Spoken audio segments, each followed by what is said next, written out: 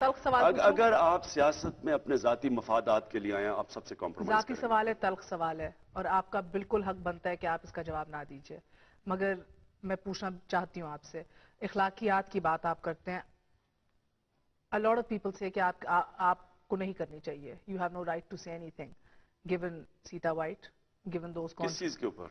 given the fact that लोग कहते हैं you have an illegitimate child, you have a baby daughter, given the fact that you married a Jewish girl, they say that you live a certain kind of चलिए you live a certain kind of a lifestyle. ये लोग कहते हैं कि फिर खान किस तरह बात कर सकता है अखलाकियात की, इस्लाम की बातें किस तरह करता है? देखो, इस्लाम एक चीज कहता है, अपने और दूसरों के गुनाहों पे पर्दा डालो।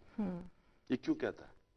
मैं आज अपना अनाउंस कर सकता हूँ मेरी जितनी जिंदगी कमजोरी है, इससे क्या फायदा होगा? माशरे को मैं तबाह करूंगा।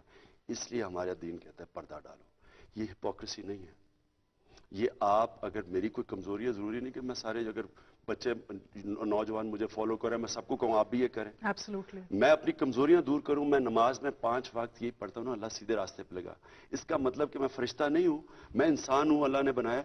और इंसान कोशिश करता है, अपने नफ्स से सारा वक्त लड़ता है, अपने आप को बेहतर करता है। कांस्टेंट रेफॉर्मेशन ऑफ कैरेक्टर है नमाज।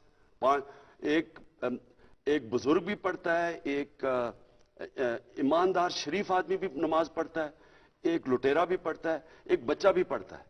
सारा वक्त कांस्टेंटली अल्लाह सीधे रास्ते पे लगा। इसका मतलब कि हमारी जो कमजोरी है, हमको अल्लाह से दुआ मांगते हैं अल्लाह ताकत दे।